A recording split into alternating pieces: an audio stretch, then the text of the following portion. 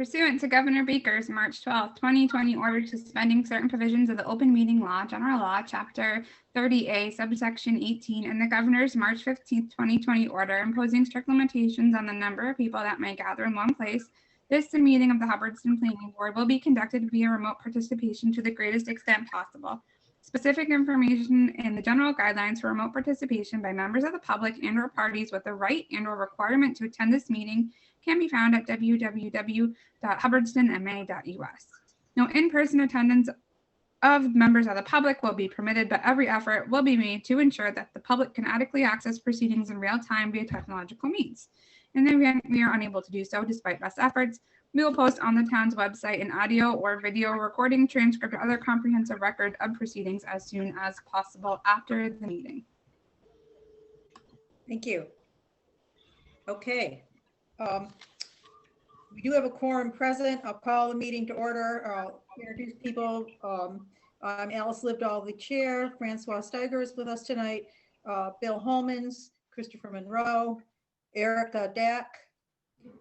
We have one member missing, and he has told me that if we contact him, he can participate in votes.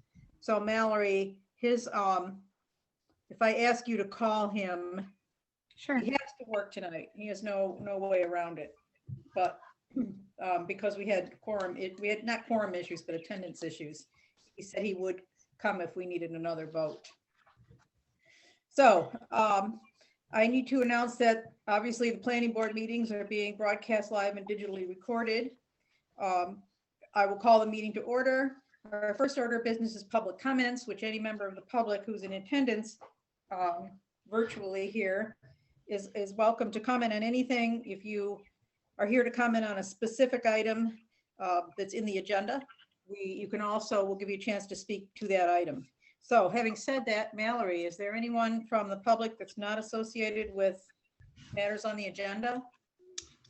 Not that I can see.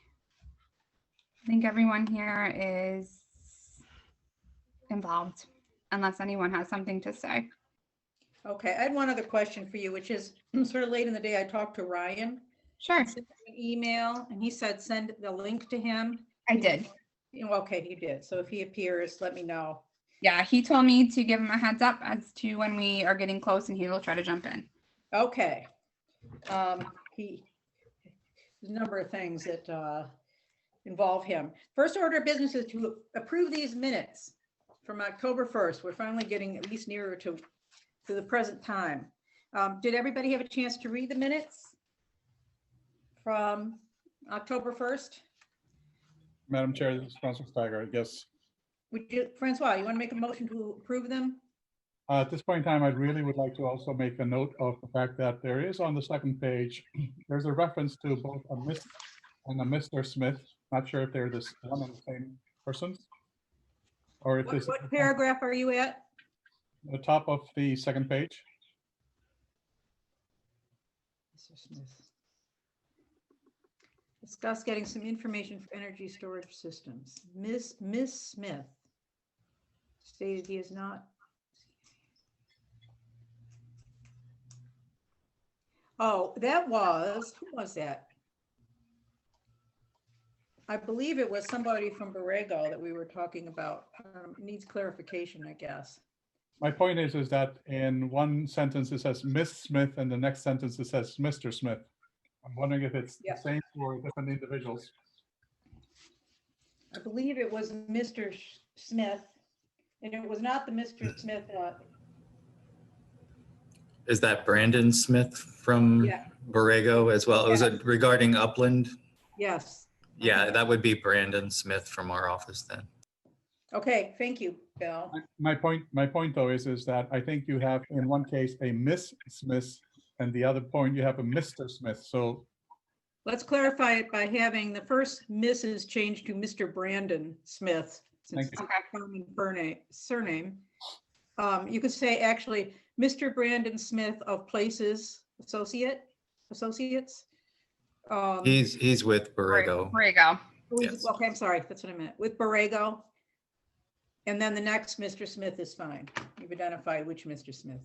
Thank you. I missed that. Anybody? Any other corrections or, oh, Bill, you want to make a motion to accept them with that change? Francois? Madam Chair, Bill Holman's, I make a motion, we accept the minutes as corrected. Okay, do we have a second? Christopher Monroe for a second. Okay. And Christopher, you can vote on approving minutes if you've read them. That's a ruling we have had from our clerk. So if hearing no more corrections, I'll move on that motion. All in favor, you have to say your name on this virtual world. So lived all I. Tiger, aye. Bill Holman's aye. Monroe, I. Okay, moving on to the next item, action items. So I have a question for you, Mallory. Do we Okay. have, Bill is here on two things, Bill, which is 147, which is action item 4, and he's also here on action item 5, or no, he's here on A and B, I'm sorry. Do we have anybody from the solar, from Borrego here? Yep. We do. Okay, then we'll take it in order because I can't, they both got pushed over from last time. All right. So our next order of business involves the certificate to generate for 147 Williamsville Road.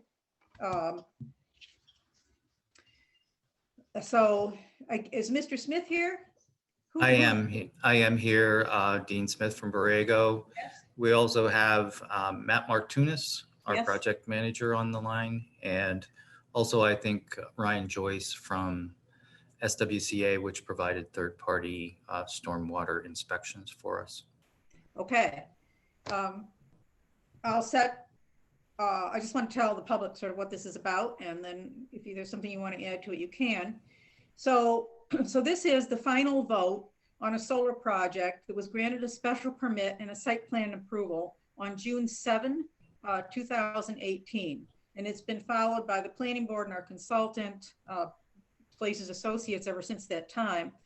And all aspects of that project have been discussed at numerous meetings, and Places Associates now has conducted a final review of all the documents and the site for compliance, and has informed us that everything is complete and the system is ready to go. So the last item of business we do with this is grant a certificate to generate, which I'll read because that will be the motion. But we did have significant discussions on this matter on December 17th, but we postponed the vote because we only had 3 members in attendance, and one was our new member who didn't want to vote on this. So in order to issue the certificate to generate, we do need 3 affirmative votes tonight, and our alternate member, Erica Dack, can vote on this because it was a special permit. I'm told, Christopher, that you could probably also vote on this because it's an administrative matter as opposed to the granting of the special permit where you have to have the evidence and everything. This is saying that the special permit that was granted and the site plan that was approved has been complied with, and we're ready to go on this. So I leave that to you, but and maybe Bill can elaborate on that. But also, if we don't have those votes, I will call John and ask him to join our meeting. So anyway, I don't think we need extended discussion tonight, but I'm happy to take questions and I'm happy to let the petitioners speak. But there was one question which actually Bill asked me, and that is, will the battery energy storage systems that were included in this project increase the pilot payments to the town? So I looked for an answer from Ryan about this because he was the one that negotiated the pilot, he and the Board of Selectmen, the pilot agreement with Borrego. And he says the answer is yes to that, and that the pilot agreement, which of course doesn't kick in with payments until the system's hooked up to the grid and begins generating. But he said that agreement was negotiated with the storage units included. So the storage units add about 12 to 15% additional revenue to the town. It doesn't my understanding is that it doesn't double the output, and it doesn't reimburse at the same rate as the main storage units, which generate all the time. But anyway, that's the answer. Yes, it does add more. It's 12 or 15%. That is not insignificant. I asked him what the rate is. It's not an easy question to answer because it's a 20-year lifespan agreement, and the rates adjust and readjust based on the aging of the system, I guess, and the length of the and the amount generated. But this field alone should generate more than $65,000 a year in income, in revenue to the town every year, and it has a lifespan of 20 years. So it's that's significantly higher than without the battery units. And it's also an important piece of income to our community. So in this certificate to generate, we only need to take that one vote because the certificate itself states that the compliance has been met. So I can read the certificate into the record. It's not very long. And then if somebody would like to, well, first to move it and second it, then we should have discussion on it. But maybe before we do that, is there anything that Dean Smith or Matt or Brian would like to say? I don't think there's a lot for us to say. We did have quite a bit of discussion at your last meeting, and Bill had stepped through the items that we had submitted in support of the request for the certificate to generate. So unless the board members that weren't in attendance have some specific questions, or there's any specific issues that the board wants to discuss with us, I don't think there's a lot for us to present tonight. Okay, let's do the motion and then have a discussion. Ask for any discussion more from the board. So the certificate to generate reads as follows. Certificate to generate January 7th, 2021. At the Hubbardston Planning Board's posted public meeting on December 17th, 2020, the Hubbardston Planning Board voted pursuant to the Town of Hubbardston zoning bylaws, Article 20, large scale solar photovoltaic installations, Section 20.4, certificate to generate, to issue a certificate to generate to Williamsville Solar 1 LLC, CO Clearway Energy Group LLC, for the property located at 147 Williamsville Road, Hubbardston, Massachusetts. The request for this certificate was made by the owner's agent, Dean Smith, who's with us tonight, PE of Borrego Solar Systems, Inc. This project was issued a special permit and site plan approval by the Hubbardston Planning Board on June 7, 2018. Since the date of issuance of the permit, the applicant has continuously exercised the requirements of the permit through project construction. The certificate to generate is evidence of the completion of the special permit requirements as identified in standard condition 7.232. The requirement for yearly status reporting is not waived pursuant to standard condition 7.2311.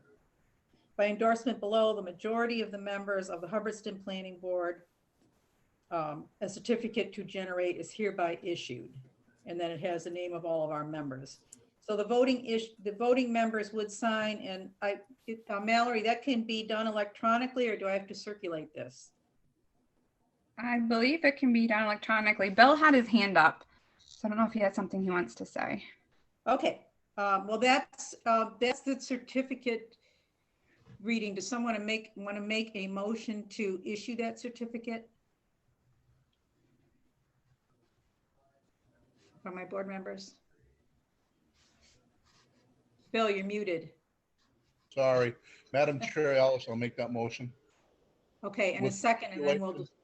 I'd like to make it with a stipulation that we'll grant the permit.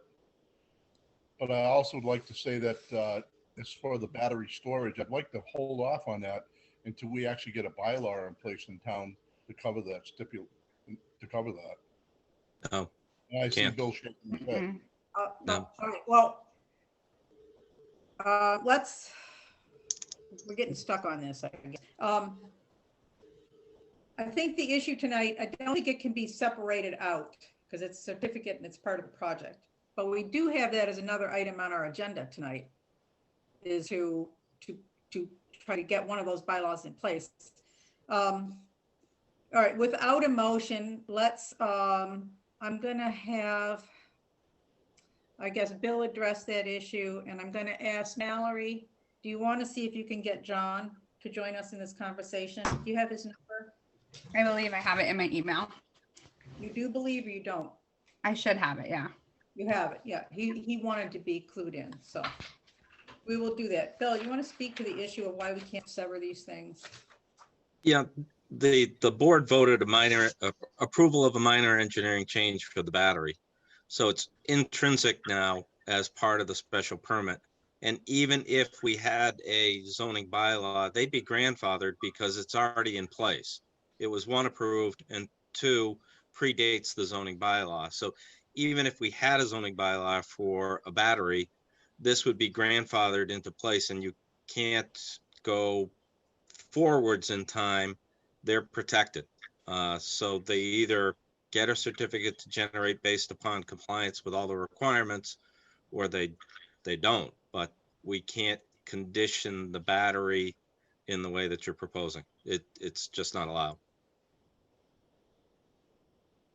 So Bill, knowing that, you want to, Madam Chair, yes, I do have a question still for Bill Murray, and that is again, the just from a clarification perspective, the rationale given at the time that the battery storage was added as a minor, I think you said was a minor change. Correct. Can you explain why it was considered a minor change? Because it's a routine, it's become a routine accessory to solar fields at the time. And the planning board at that time voted to accept it as a minor engineering change. So it's a done deal. I mean, it is. I understand that. I'm just asking very clearly, just based on the premises to what was accepted at that point in time. That's all. The installation of the battery was considered an accessory use to the principal use of the power generation of this photovoltaic cells. So after a review, almost all of our adjacent communities are allowing them in this same manner. And we recommended the approval of a minor engineering change because, in our opinion, it's an accessory subsidiary use to the principal use of solar generation. It's not the same as a battery use that's plugged into the grid that doesn't, rely on solar. This relies on solar, and therefore presentation to the board at that time was that, in our opinion, it was a pretty standard and accessory use, and the board voted to agree. I understand that it is a matter of opinion, and the question I still have though is this, and because I was in the meeting, and the question came up at that point in time, and objections were actually raised, one of which was raised by me, who was present at that meeting. It was also indicated at that point in time that this was considered to be part of an apurement. And so as a result of that, this would also be considered as to the extension of the wording of the storage. Was that not the way that it was interpreted, at least as you remember it?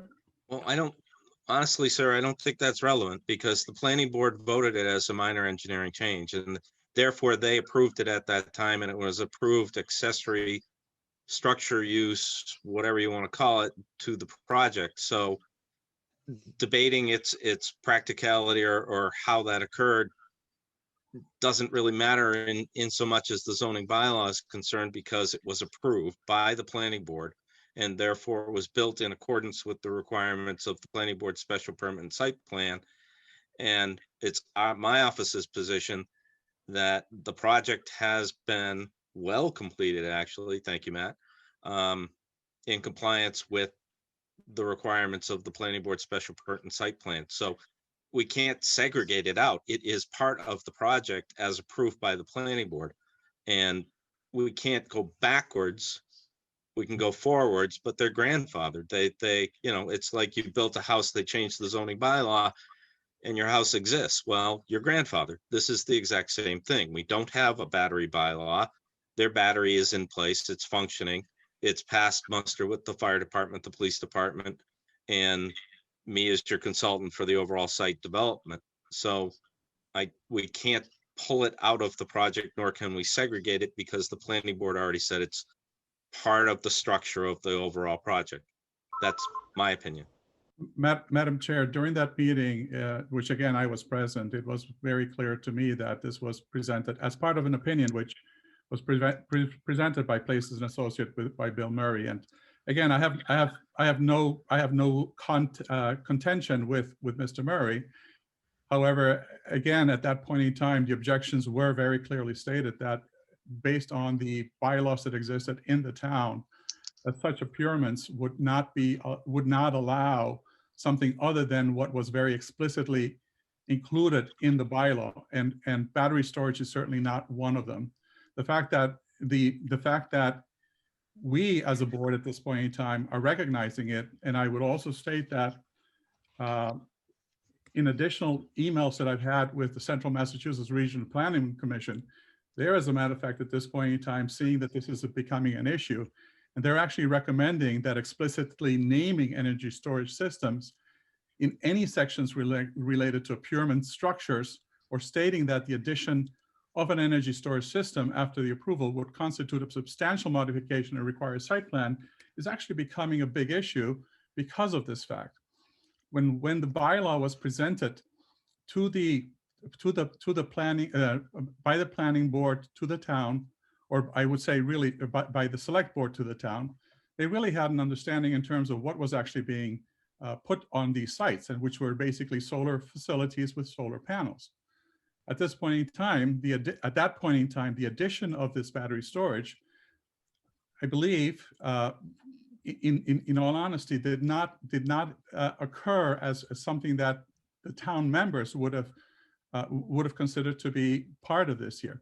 And I'll bring this as an example. I mean, the word storage is very interesting, because I think this is what everybody was basing themselves on, because for all intents and purposes, you could take that energy that comes from the solar system, and you could store it in other forms. Like, for example, you could basically split water and store energy in the form of hydrogen, and then pass that hydrogen into a fuel cell and regenerate that electricity in an efficient form. And I would be very, very sure that at this point in time, that the town of Hubbardston, or members of our community, would not be happy to understand, to know that that is something that would have been included as part of the as part of such a project. And as a result of that, I think that this is a different scope of a project, which at that point in time, in my opinion, again, the planning board accepted erroneously. And so I side with Bill from this perspective also, that we should allow the photovoltaic production of energy, and we need to make sure that we have a means by which we can change our bylaws in order to be able to accept the changes that have been proposed by Borrego, which is to include a battery energy storage system as a backup, in their facility.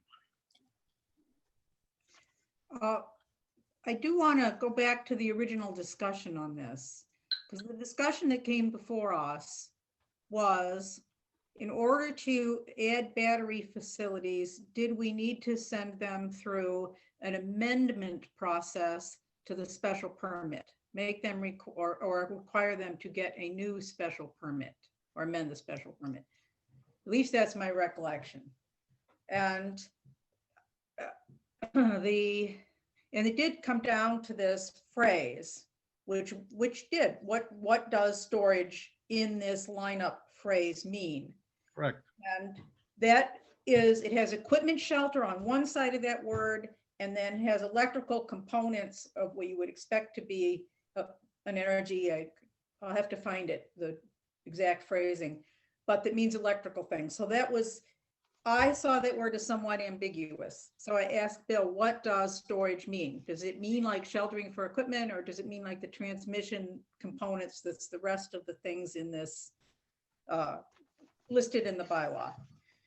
And he said to me that it was sort of it was a storage in the sense of a battery storage or, part of the electrical component systems. So I've done a lot of work because words are very important to lawyers, I went back, that whole phrase, I wish I could get the phrase for you. I probably can in a second. I found it in zoning. Okay, can you read it to us so we understand what we're dealing with? Okay, so it's section That's for 20, you. 20.3.8.2, solar panels and appurtenant structures. Appurtenant structures to large-scale ground-mounted solar voltaic installations shall be subject to reasonable regulations concerning the bulk and height of such structures, lot area setbacks, open space, parking, and building coverage requirements. All such appurtenant structures, including but not limited to equipment shelters, storage facilities, transformers, and substation, shall be architecturally compatible with each other's. All structures shall be hidden from view whenever possible, et cetera, et cetera. So you have those transformers, you clearly have, arguably high energy, not just empty buildings in that lineup of things. So the question was, what does that mean? So that was the question I raised with Bill. That was the question he answered. And I've gone back and done some further research in that. And that word, the exact language was taken out of the model bylaw passed by the Commonwealth. It was recommended to every municipality as a model in the Commonwealth. So, I have at various times, because I spend hours at this job, I call up people and ask, what do you do in your town? Well, I haven't done that in a lot of towns, but I did because we're dealing with Athol. I did ask their person, Eric Smith, who's their administrative assistant of also development. And he said, well, we have battery systems that have been added and built as part of our system, and we don't require amendments or special permits. And the ones that have been retrofitted, we've only required them to get, a building permit for them. We always assumed that storage meant storage of electricity, not just storage of equipment. So this is not something that was pushed through without thought. I'm not saying it can't be clarified, but it was not pushed through as, well, we're just going to interpret this word this way. That was just not the truth. So now I'm at my view of this is it was deliberated, it was decided that it could be done as a revision versus an amendment. And then they have gone relying on that termination ahead and built this. So, and he's right, you can't legislate retroactively. You can't say, well, now that you've got it up, we want you to put it over here, or we want you to, we can't do that. It is like the frontage. If you do an A&R and you get a house has 100 feet of frontage and you change the bylaw the next year to make it 150 feet, you can't go back and tell the people, sorry, you can't build on this lot. I mean, it is kind of that situation as far as I'm concerned. I mean, you may, out of your conscience or whatever, have to abstain from this, or vote against it or whatever, but I do not think there is any further clarification that I can make with respect to this. I don't think we cannot pass it just out of whatever principle, but you're certainly not going to have that kind of investment. There are going to be repercussions from that, justifiably, because these people have relied on our word. That is my belief, and it's been certified. So I have no trouble changing the bylaw going forward, but I can't do it retroactively and affect this project. No. So Mallory, have you succeeded in reaching John? Yes, I have. He's on, he logged in on a computer, so he's in as well. Okay. Can you ask him if he has anything he wants to add to this discussion? I'm here, guys. Nope, I have nothing to add. Okay, so we have a very long agenda tonight. I don't know what we can do to make Bill and Francois happy with this. I just don't know. But, and I don't know, Christopher, your feeling on voting. And Alice, Bill Holman's, I'll make the motion to approve. is there a second? I will second the motion. All And right, Alice, I'm making the motion because I feel that with the discussion tonight, it is the right thing to do, that we've already approved it and they went forward and build it. I want to make sure that it's something we do in the future, that we don't allow this again. And we do have the bylaw in place, because I believe if we don't issue this, it could cause further problems for the town and the board. all right. So you're making a motion as I read it, to approve the certificate as written. Yes, ma'am. Correct. Is there a second to that? Yes, this is John. I second the motion. Is there further discussion? Hearing none, should we move to a vote? Ms. Livedall, I Yes. believe that when you read the certificate, that it noted the December 17th date. Does that need to be updated to tonight's date? Oh, I'm sorry. Correct. Meeting job, is Dean. approved. So it's January, what is it? January 7th. 7th. 7th, 2020. Okay, with that correction. I don't know what can be said, further said on this. Is there other comments? All right, let's progress to a vote. We need names. Livedall, aye. Demalia, aye. Bill Holman's aye. Monroe, I. Tiger abstain. Where's Erica? Erica Jack, aye. Erica Okay. Jack, aye. Okay. Thank you. And Mallory, will you figure out how we sign this and get it out to everyone? Of course. And if I do have to circulate it, I'm willing to do that. Let me know. Okay. We have had other documents that have been electronically signed that we've gotten recorded at the registry. So I believe Okay. that is appropriate in this case. Okay, so we will plan on doing that, and we'll try to get out in the next day or two. Thank you very much for your time this evening. Thanks, Thank you. Dean. Thanks, Matt. Thank you for coming. All right. Okay, bye-bye. All right, good luck with the project. Thank you.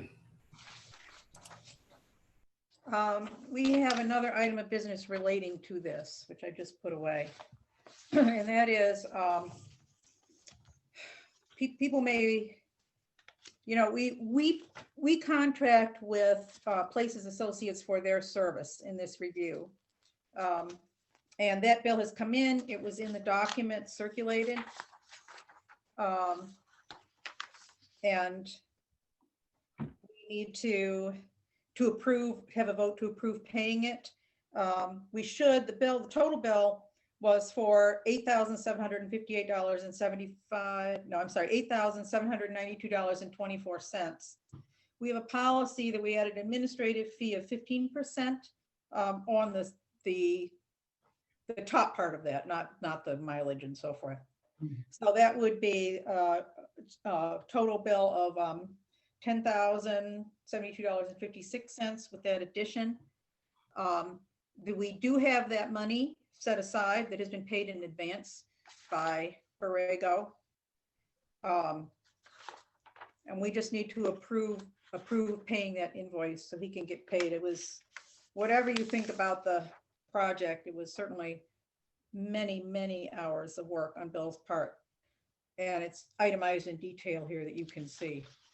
So I'm looking for a motion to approve paying Places Associates. This is Councilor Steiger. I would like to make a motion to approve. Is there a second? This is John Demalia. I second. Any discussion? Hearing none. Livedall, aye. Tiger, Bill aye. Holman's aye. John Demalia, aye. Monroe, I. And Erica, you can vote on that too if you want. Okay, it passes. So I want to move on to the next issue, which is the storage lockers on 36 Gardiner Road. And I saw that Mr. Curtis's name flashed in, who's here. So welcome. we have, in our documents, you should have all seen, again, was something that came before the board last time, and we did not have the votes to issue the decision. So as background, oh, where's my notes? on background?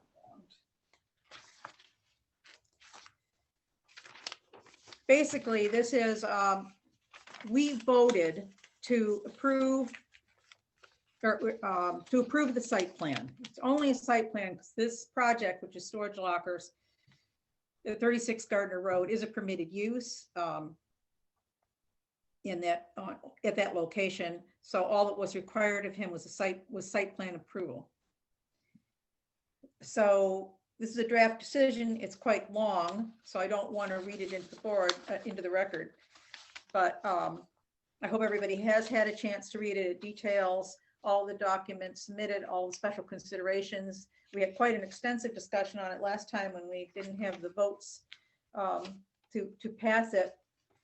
So I don't want to rehash everything, but there were a couple of things left over that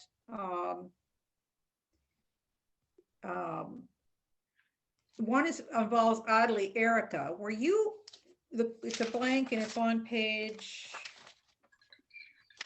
let me see if I can, on the second page, number 4. Were you part of the original vote? No, I don't believe I was. I don't recall that. Okay, so it would have been a vote then of, did we check this for, because we do have the minutes from that session, and I believe it was four members, because we were a 4-member board at that time, and it was unanimous, and Erica didn't participate. So Bill, I believe that's 4. And Okay. then the other issue is paragraph 11, hours of operation, which we did discuss, but they aren't filled in here, and I need to go back and make sure they get filled in right.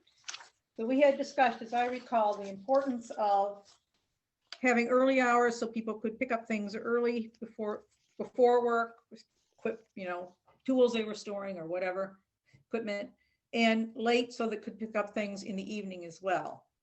And again, the thought is it wouldn't generate a lot of traffic, and the lights only would go on with motion sensing, so shouldn't create a lot of disruption. So we had talked about, my recollection is 5 to 10. Is that correct, Mark? Yeah, I think that was correct. It was either 10 or 10:30. Do you have a preference? That sounds about right. I thought it was 10:30, but I could be wrong too. I believe it Okay, was well- 10. Alice, Yes, yes. Francois? I just don't remember that the board came to a conclusion as a board. I remember Okay. opinions, but I don't remember Yeah, I Any- think we, definitive. I think, Bill, I think we discussed this here, and we, as a group, maybe we didn't vote on this here or just get an unanimous decision, but I think the hour of 10 was really agreed to informally by the board members. Okay, is it Sunday through Saturday? In other words, 7 days a week? We did talk about that. You want to make a motion, Francois, for the hours? Or Well, anybody else? In this case, you can just simply change the permit and then motion the permit. So, agree to modify item 11, and you don't need a motion as long as the rest of the board's in favor, and then the only motion you'll need is to say the permit as revised. Oh, correct. Okay. So is there any, would there be any serious problem with 5 to 10, 7 days a week? Part of anybody on the board objection to that? Alice, Bill Holman type, I'm in agreement with that. I have no opposition to that. Yeah, Francois? this is John. That's fine with me too. Okay, can you live with that, Mr. Curtis? Yes. Okay, so then we have the blanks filled in. Yep, so final blank is the vote.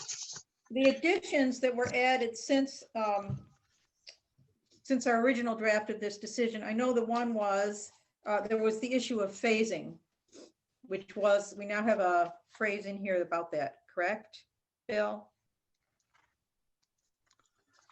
Yeah, we accept the applicant's submittal, it's I think it's exhibit 10, where they Right. describe that they're going to phase the project. Because I don't think that the board need impose this on the applicant, because an applicant can always build less than what they propose. They can never build more.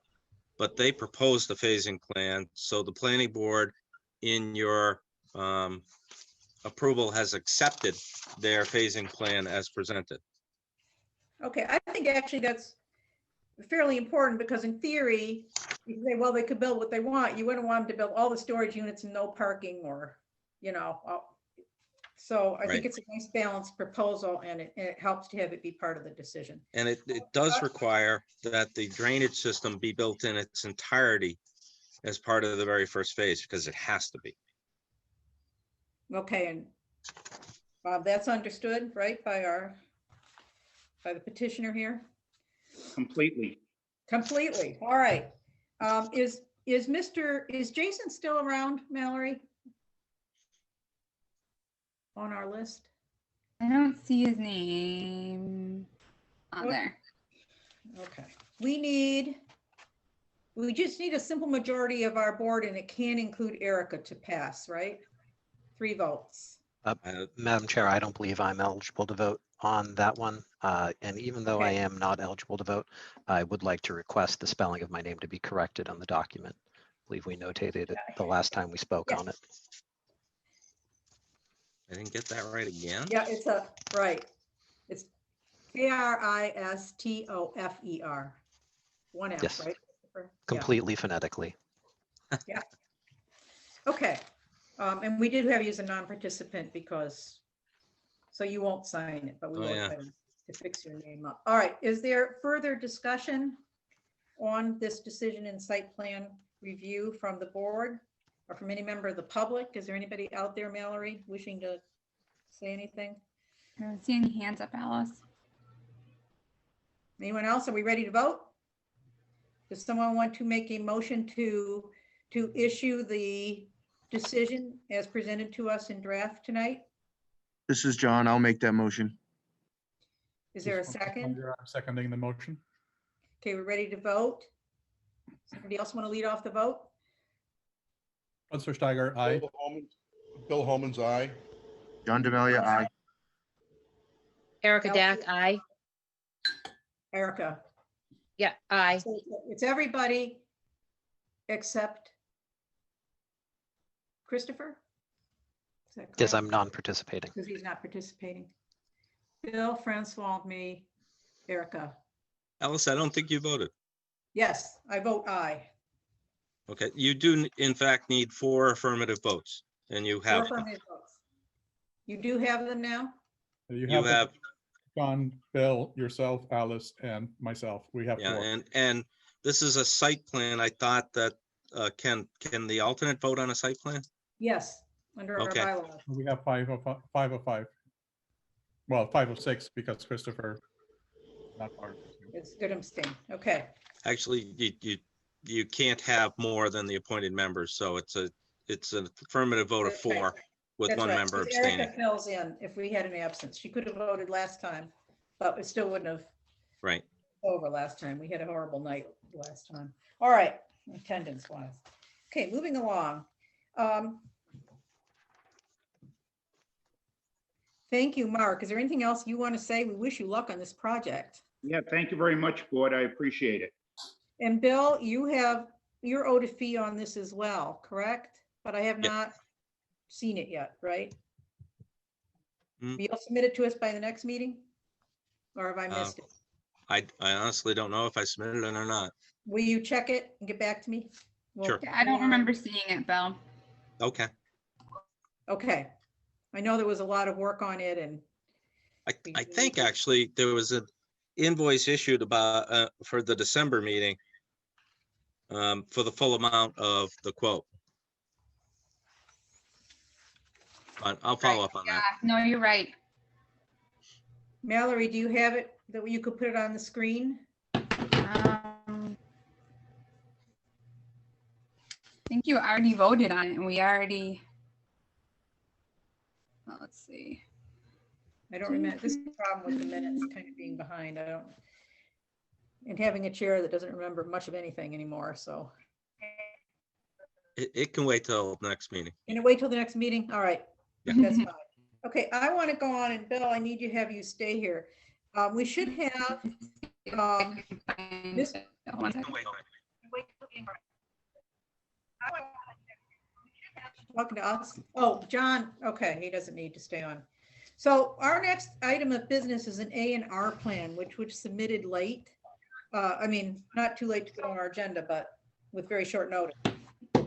By Donna Warfield is the petitioner, but the owner of this lot is Robert Charland and his wife, I think Sandra.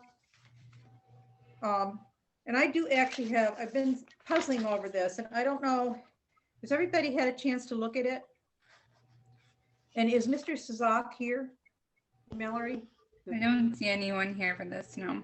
Okay, well, this is a, if you can, if everybody can take a look at it. This person owns a lot that's on Gardiner Road, and the house is on that lot. It's 106 Gardiner Road. And 106 or 160? 160, I believe. is it once, I think it's, let me look. The folder says 160, and I believe all of the documents to your point say 106. Okay. Yeah, it's 106 though is the location of the property. All right, so on this plan, if you look at it, it shows this lot being very close to, it shows a lot with the frontage, it's all one lot right now, along Gardiner Road. And it is basically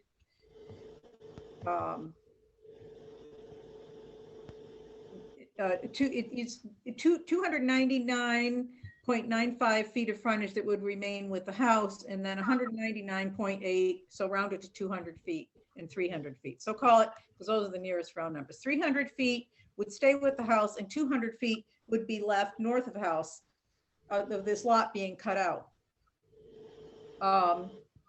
The problem I have is that there's a note on the plan, I believe, and I don't have, the plan is very hard to read from the Chromebook, that says that the whole southern property line is along High Bridge Road, which doesn't exist at that location anymore. High Bridge Road was discontinued, and the only way to get there is you go up, well, from the north, I don't know, maybe you can get to the south, but you go up Gardiner Road, you turn on Morgan Road, you go to the end of Morgan Road, you turn on Underwood Road, and then you can turn on to Morgan. Then you can turn on High Bridge. Right. And you go down High Bridge and it dead ends, and it has a dead end sign, and literally it dead ends, because I read it, I drove it today, in a cul-de-sac at the state forest line. Madam Chair, Alice. Yep. Bill Holman. The reason why that was dead end, and many years ago, the railroad did not want to upgrade their bridge across the railroad tracks for that road. They approached the town, and the town voted to discontinue that road. Okay, so I just have a problem, even though the frontage doesn't rely on this. I have a problem with the plan showing it as a road. Should it not at least show discontinued, or I don't know. I don't want to hold it up, but it's going to create this odd lot. Alice, on our GIS maps, it shows the same for the town. Shows the road or doesn't show the road? It does. It does show the road, yes, but we shouldn't perpetuate that. If we put it on a plan, don't we set it up for an argument? Oh, well, there's frontage on this road. Because it would go in, several hundred feet before you hit the other piece of state land. So actually, it's kind of a question for Bill. I thought originally when I looked at this, it also leaves a very odd lot at the bottom. A lot with only 64 feet of frontage. But it isn't, that lot isn't being created. That lot apparently exists. And even though it's still in the family, which is why I wish these people were here tonight, it's a different Charland. It's the Charland Family Trust that owns the adjacent lot. So it isn't like we're creating a new lot and stranding this one lot. It already exists. But that lot doesn't have frontage on a town road, correct? That the lot that exists does have frontage, insufficient frontage on by today's standards, but I thought they were creating that dividing line, the southern border of the one being shown, but that exists. If you look at the Board of Assessors map, the lot at the southern end exists already. And it's noted there, actually on his plan with a reference. Seems like an old, kind of an old book and page number. So it's probably existed for some time. It's owned, the bottom lot, south of this lot, is owned by the Charlin Family Revocable Trust. And it's on a plan that was recorded in Plan Book 736. I don't know, and that's an old plan, I know, from registry notes. So by allowing them to divide this, since that lot exists, it doesn't increase the nonconformity of that lot, because it doesn't actually alter that lot. All that it does is create a northern corner, the northern border, and the eastern border that backs up on the land. So it would leave a lot of about 10 acres in the back with sufficient frontage to access it 200 feet on Gardiner Road. Madam Chair, I'm trying to understand this map because it is a little bit confusing to your point. Where it says C2 and C3, that is the current frontage combined. Is that how we're to interpret? Yeah, it's C2 and C3, right? C1 already exists. But which only has. That's a separate lot that is not subject to the A&R, correct? Correct. Okay. It wasn't clear to me in the beginning, but it is clear from the tax records. Gotcha. And it is, even though it's in it's in the same surname, it's in Charlin Family Trust, which I think is now actually most recent assessor's record. It's a different Charlin. So apparently what happened here is, there was a piece of land the family owned, and it was divided up some years ago, probably maybe even before subdivision. But anyway, it was signed off on by another planning board back in the day. So this is only creating lot A, and the remainder lot is the lot behind it, which is about 10 acres. So I think it can actually do that. My concern is that should we sign off on a plan that clearly states Highbridge Road exists when it does not exist? It doesn't exist at all. There's no curb cut, there's no nothing if you go there. You can see, if you look at the plan, the state is bought out with the intersection, right? That owns the land on both sides. So I guess the question is for Bill, can we sign this or what do you do when you have an abandoned road that was by a vote of a town shown on a plan? Bill, we can't hear you. You're mute. You're mute. Unmute. It's not like me to be mute. Maybe you don't know. I mean, You put the burden of determining all of this back on the surveyor. The surveyor should be noting whether Highbridge Road is a public way or if they have a right of way across it. And in an A&R, the determination is that the way gaining frontage to a site is suitable and meets the requirements as described in the subdivision control law for the minimum passable way in the town, meaning a fire truck and an ambulance have the ability to get through it. If the way has been abandoned, then it's not a way in existence anymore. It's just a right of way and it's not a roadway. The question as to ownership should be put to the applicant to confirm that there are two distinct and separate owners.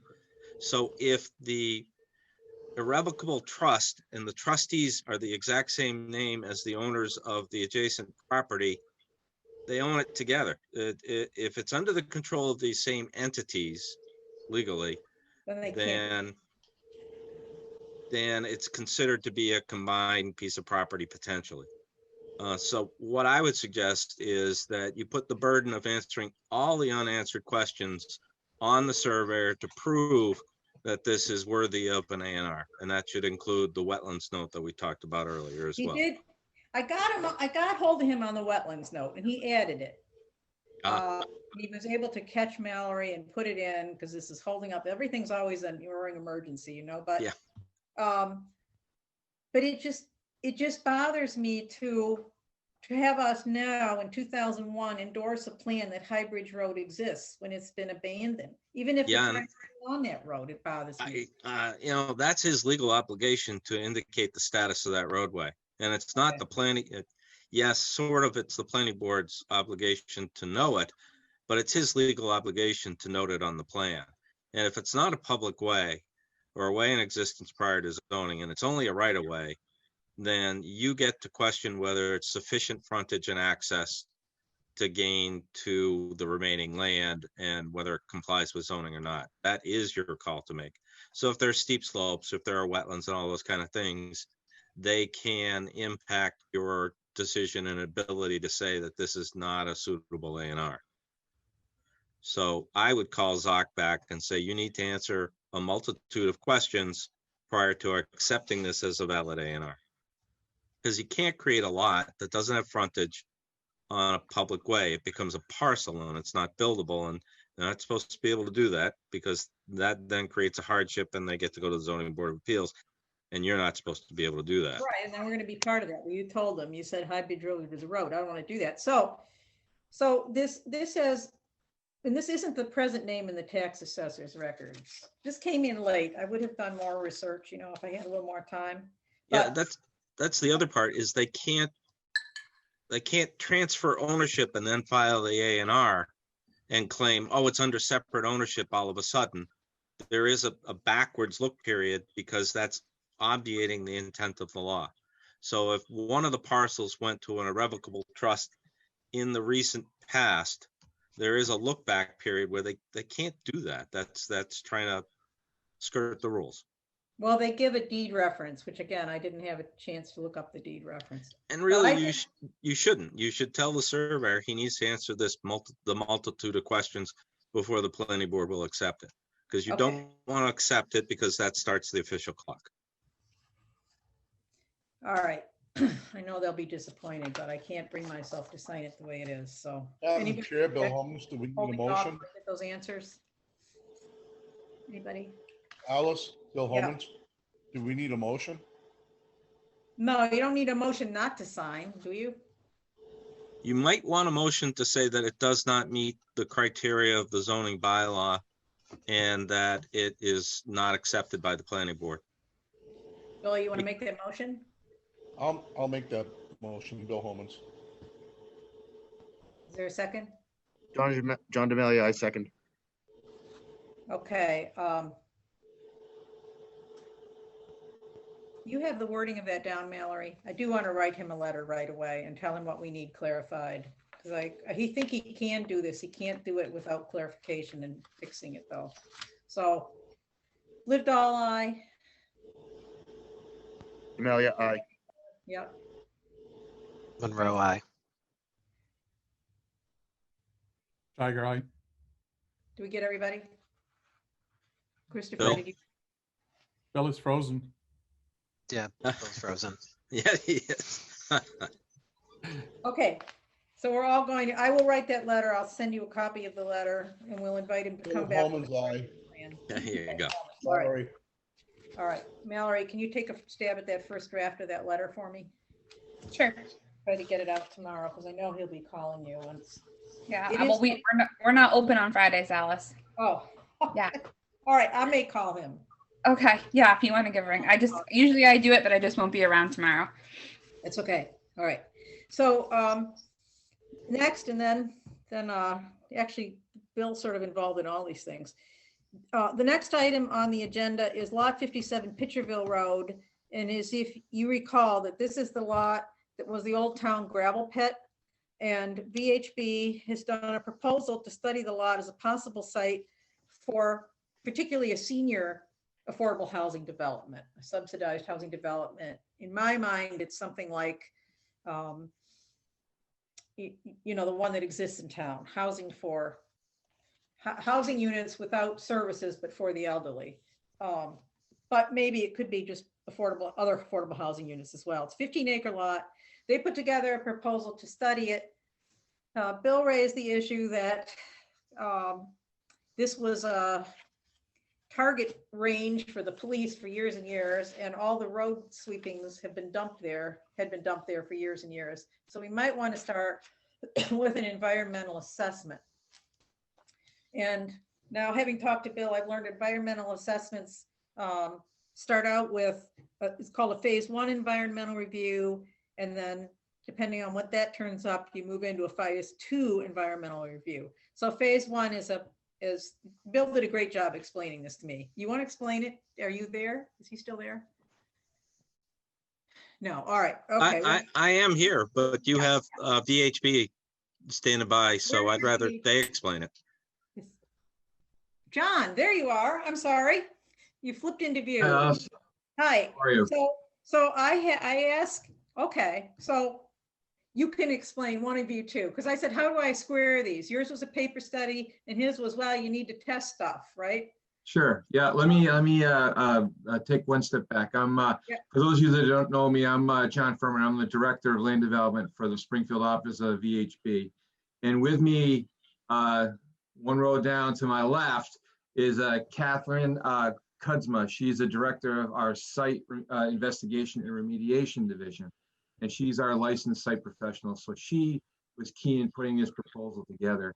I have been working with Ryan on this parcel and trying to basically develop a scope of work on what to do with it. And Alice kind of summed it up, correctly. Using for housing, senior housing, we've run the gamut on it, and we really haven't developed any traction on it yet. And then, as Bill had pointed out, we knew that there was some rifle range stuff going on here. The sand dumpings we knew. So the phase environmental site assessment is the natural first step in this. So I asked Catherine to help put that proposal together, which she did. And I'll let her explain, as she is the professional here in this matter, I'll let her explain the difference between what a phase 1 and a phase 2 is. So Catherine, the floor is yours. And why you need to put 1 before 2. Thank you, and welcome to our planning board meeting. Glad to be here. Okay, so a phase 1 environmental site assessment, it follows an ASTM standard, which means that across the nation, they are all done the same way, no matter what state you are in. So a phase 1 environmental site assessment is primarily desktop review, but it also involves a site reconnaissance. So the desktop review includes a search of all the federal, state, local records. So, existing spill sites and hazardous waste generators, the like. And then we also dive down to the state level. So if there's any mass DEP files that exist related to oil and hazardous materials usage. And then finally, we go and we actually go around to the individual municipal offices and we ask them for files on the particular property. And that's all to understand the site history and potential sources of oil and hazardous materials on the site itself. And then we perform a site reconnaissance. So we go, we look around, we take photos. If we see anything of note, we would note it in the report. So some sites have, for instance, underground storage tanks for petroleum. We might see vent and fill pipes, and therefore that would be a concern raised in a phase 1 environmental site assessment. So that's an example. And based on all that information, so we essentially assimilate that all and come up with a site history, and we identify what are called recognized environmental conditions. And that's a standard under the ASTM standard definition. And that's really essentially the presence or likely presence of oil and hazardous materials in the subsurface. So it's indicative of a release of oil and hazardous materials. So that would be something like, for instance, since it was used as a shooting range, the lead that's used to be in the bullets would be potentially have released to the soil and contaminated the soil. And so the wreck there would be the potential presence of lead contamination in soil, for instance. And there could be other issues identified via the phase 1 and the historical research. And that's why it's a good methodology. It really sends you through looking at all the files and potentially identifying other things than what it might just be face value. And when you end, what do you end up with? So we We end up with a phase 1 environmental site assessment report. It follows a standard format outlined in the ASTM standard. And we go through, we explain all the observations that were made, and then the findings are the recognized environmental conditions. And then so with those recognized environmental conditions, the way to investigate whether those have actually impacted soil and groundwater at the site is typically to conduct a phase 2 environmental site assessment, which is also an ASTM standard practice. And what you do is you design a sampling program to identify whether or not the actual potential source of a contamination has impacted the soil and or groundwater at your property above the regulatory standards. So you could have lead in the soil that might be at levels below the regulatory standards and therefore not require any additional remedial action, or you could end up finding lead in the soils that exceeds the standards and does require some sort of cleanup, or at least the very least additional testing to determine what the levels are and whether or not they pose a risk to future occupants. And so the outcome of a phase 2 report, once you collect your soil and groundwater samples, is to compare the data to the Mass DEP standards and identify whether or not there would be a reportable obligation. And that would be, and essentially the typical situation is you have something in soil or groundwater, a contaminant that would require reporting to the Mass DEP. So that's really the potential outcome. A phase 2 could also say that no further work is recommended. That would be the best outcome. But sometimes we also have recommendations for additional work to essentially notify DEP of the issue. And as property owner in Massachusetts, if you do find contaminants in excess of the standards, you are the person required to notify under the Massachusetts regulations, which are known as the Massachusetts Contingency Plan, which is 310 CMR 40. So that's kind of one of the things that you want to take into consideration before testing on a property is if you already own it or occupy it or operate it, then you would be responsible upon knowledge of those results to report them to the DEP. The phase 1 and 2 assessments themselves do not need to be sent over to Mass DEP. They're meant for typically real estate transactions, and those do not need to be sent. But if there was something that had to be reported, then that data would have to get sent over to DEP. Okay, so I got a couple questions for you and John. Mm-hmm. One of which is this phase 1 test. So the original test was sort of a planning step, and it was like 28,000. And it really included aerial views and a lot of detail and meetings and everything. And this test, this first step is 3,500. So right. I was asking Bill, there is a finite amount of funds we have, so I'm trying to do it right. Bill says you really can't say what phase 2 is going to cost, but maybe ballpark, I don't know, what did you tell me? 15 or 20. 15 or 20. So that is the question. So we had originally, this is background that at least Christopher doesn't know. The planning board back in 2016 sponsored and got passed at town meeting 50,000 in affordable housing funds, of which we have committed 15 to 20 for the tax title properties. And so we have the rest of that left. So if you had 30 left, it's not going to pay for all of this work, but it could get us started. And it actually, even if you did phase 1, phase 2, and their big plan to build it out, to get definitive plans on this, there's still another part of it, which would have to be chased through grant funding. But Ryan thinks he has a pretty good, if we went that far, it greatly improves your odds of actually getting funding for the additional work needed. So there's all the disclaimers. The other thing I wanted to ask John and Catherine, so I know you've talked to Ryan, right?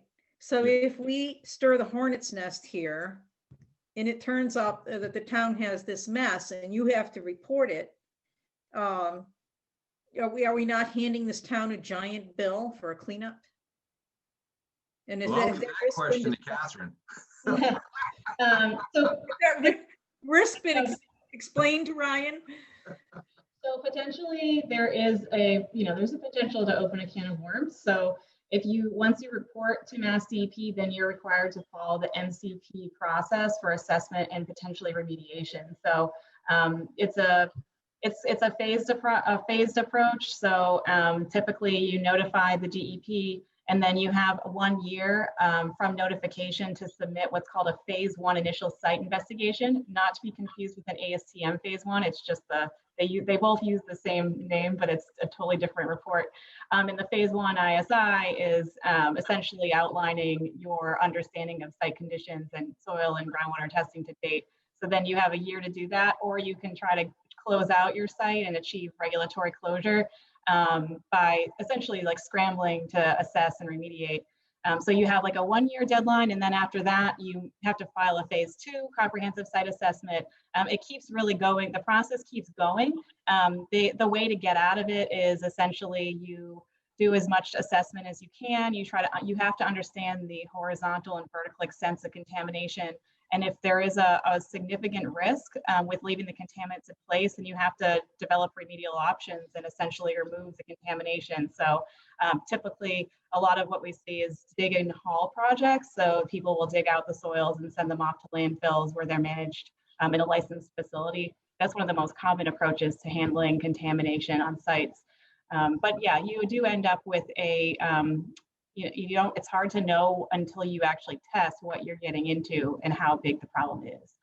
Well, if we did phase 1, could that trigger that line, or do you actually have to conduct the soil samples? Yeah. So phase 1 is entirely non-intrusive work. So you don't trigger any regulatory obligations, but you do understand, you scratch the surface and you start to understand what could potentially be there, what your issues are. Okay, so based on what that turns up, we can have this discussion with Ryan. All right. So Alice, just to point, this is a vacant gravel pit. Yeah. And the risk to adjoining properties is probably pretty low. Number one, it's a highly porous soil, so that if there's any leachate, it's very, very, very likely that it's already left the site and traveled elsewhere. Obviously to defer to the LSP. So number one, the phase 1 is the right thing to do, certainly before you consider a senior housing development. But the likelihood, unless somebody's buried some really nasty stuff out there, that it would be considered by DEP to be a high risk is marginal to low, in my opinion, because it's been inactive. It's been a pit for, oh boy, 50, 60 years.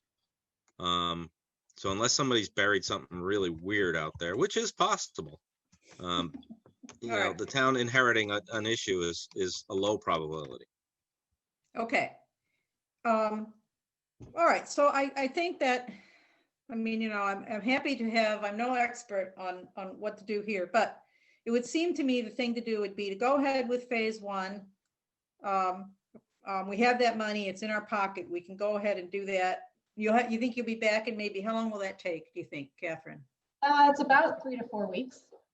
Okay, so that's pretty quick. And then you can come back and then we'll have a better estimate of what phase 2 would cost. Right? And then we'll have to see if we have that money. It's kind of sad to spend all the money, but what Ryan's point is actually whether you were going to develop it for anything, you'd have to do this because that's correct. Right? Yeah. So we got to get started somewhere. So I think that's what we'll do, and you'll understand why we can't take everything at once. We can't approve both your contracts tonight because we actually don't have quite that much money. No, but we can go back to to CPC too and request further funds if we need to. We'll see. That's a good question. We'll probably have enough for phase 1 and phase 2. Actually, we'll see. But what's the timeline to initiate and conduct this work? He says phase 1 in a month if we approve it tonight. Are the conditions of weather something to take into consideration here? I mean, winter versus summer versus the seasonal issues. So with the phase 1, we only do a site visit. And so typically my preference is to do that if there's not snow on the ground, because snow can obscure some superficial conditions that might be an issue. But otherwise, we don't have any limiting weather conditions with the phase 1 ESA. So if we get a really snowy February, it might be 2 months before you get back to us. Yeah, it would be best to wait. We will go out and we do it, but then it would be a data gap within the report itself. So we can still do it, but it, like I said, it would be noted as a data gap in the report. Well, I don't know. I mean, part of the problem is that we have sat on this money for years. And at some point we have to return it to the treasury if we don't use it for affordable housing purposes. So I don't think there's even if it takes them longer, a lot of harm in approving this contract tonight, and we won't put a deadline on getting back to us. We'll say as soon as you can do it. Alice, Bill Holmes, Yes, Bill. should we make a motion to appropriate the money Yes. for their test at the time that they can do it? That Alice, way we can take those funds out of the account and put them aside, ready to pay them when they're done. Right. Okay. So you want to make Alice, that motion? no, Alice, before you do that, if I could interrupt. So just, this is John Furman. One thing to note that at the bottom of that contract, Ryan had asked us to do all 4 town-owned parcels, but lot 57 is actually the main focus, which is the gravel pit. And if you look at the second page, I think it's the 3rd bullet down, we list the other 3 parcels, which are 73, 75, and 76. And we can include those in the phase 1 activities for another $500. Because those are relatively undeveloped, they're woodline. So then that would be part of the research that Catherine's, on one side of the street, so it's no big effort at this point to look at the other side of the street and the other 3 lots. So the contract was made for $3,500. So for an extra $500, those other 3 lots can be included. How much land is in those other lots? It's about another 15 acres. I think each lot was 3 acres, if I'm not mistaken. So it's 9 to 10 acres, I believe. Okay. But the majority of them are resource area. There's wetlands on them.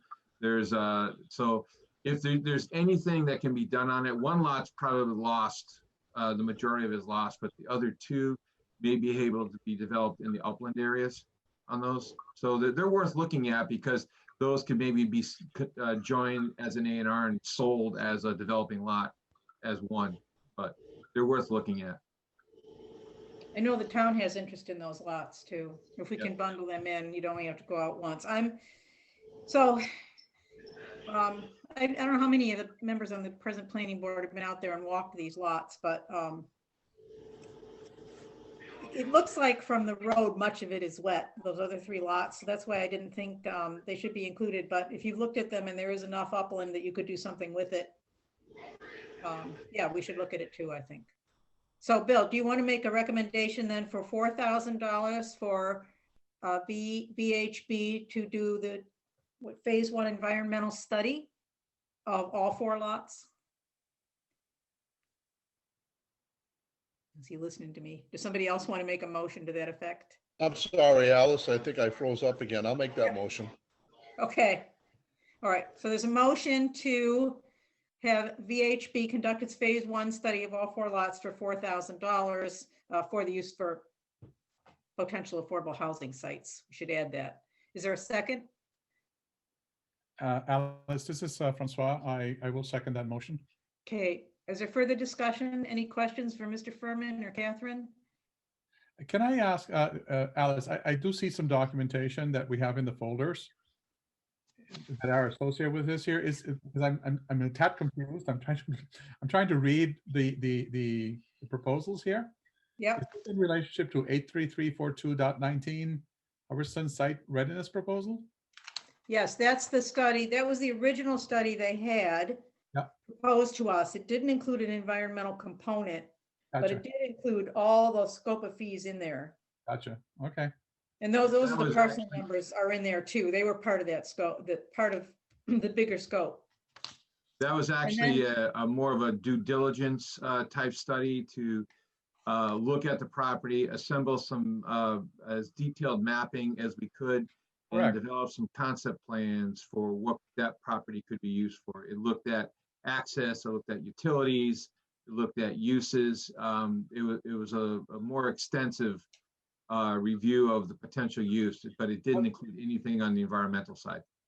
John, that's why I'm a bit confused, because these are the only two documents that I have, and the one that we are discussing for now. I don't know if there was any associated documentation that was submitted or presented, because I don't have a copy of this here. And now it's maybe you and Mallory are aware of where that might be, because I haven't seen it. Well, there was actually a third document too. Originally, the people that own the giant pit behind us, the Marinelli pit, they were going to join efforts with us. Yeah. And then they took it off the table. They're going to do something else and they didn't want to work with us.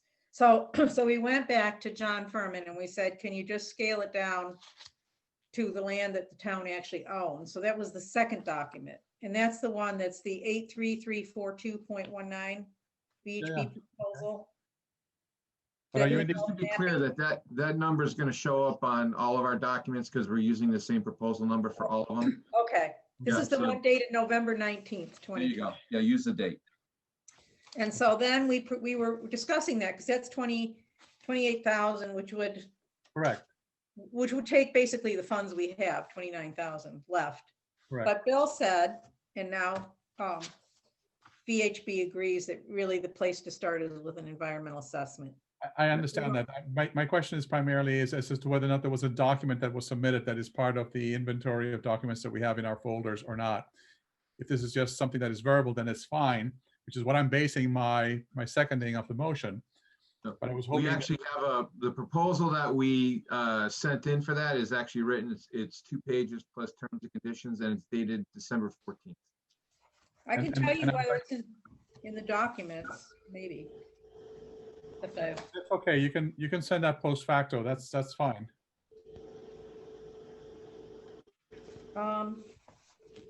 Is Mallory there? Mallory, are you around? Yeah, I'm here. Isn't the $3,500 document that we're now going to do 4,000? Wasn't that put in the documents?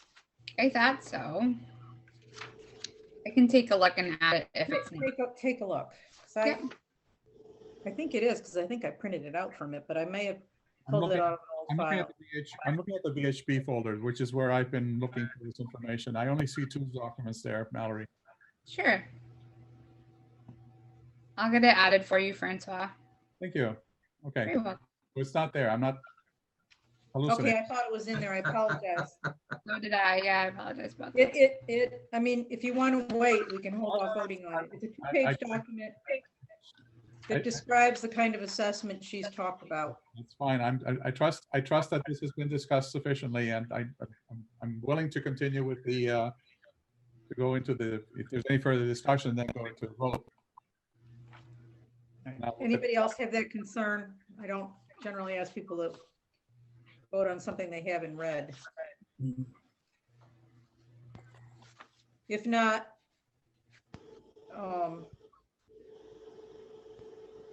let's see, I don't know where we are on this. I'm getting foggy here. Did Bill make a motion? Yes, and I seconded it. So it's at this point, I'm under discussion. And you're willing to go with it? Okay, don't hesitate, any other member, if you haven't had a chance to read it and you want to read it first. But if not, let's go for a vote and see what happens. Lipdahl, aye. Tiger, aye. Bill Holman's aye. Monroe, aye. Okay, and John is not with us anymore. Okay. All right, well, we will get a check out to you, and I don't know who signed. Don't do that. No, we don't. You have to do the work first. We'd love you to send out a check before we do the work, but don't do that. We'll invoice you. Okay, you're going to invoice. And who signs this? Is it? It's not us, is it? It's Ryan, right? I think it's Ryan. Okay, Yeah. so Mallory, will you? And you don't need any money to get started. You're just going to do it and bill us. Okay. Oh, yeah, we'll send you an invoice. Okay, so Mallory, on Monday, you want to send Ryan a letter saying the planning board voted to approve the VHB contract for $4,000 for the phase 1 study. Yep. To include the 4 lots. He'll know. Or Okay. I think he'll know. All right. Next item of business is. Very good. If you guys are done with VHB, Catherine and I are going to sign off.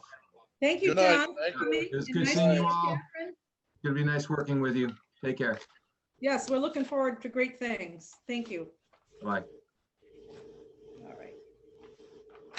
I've lost my agenda.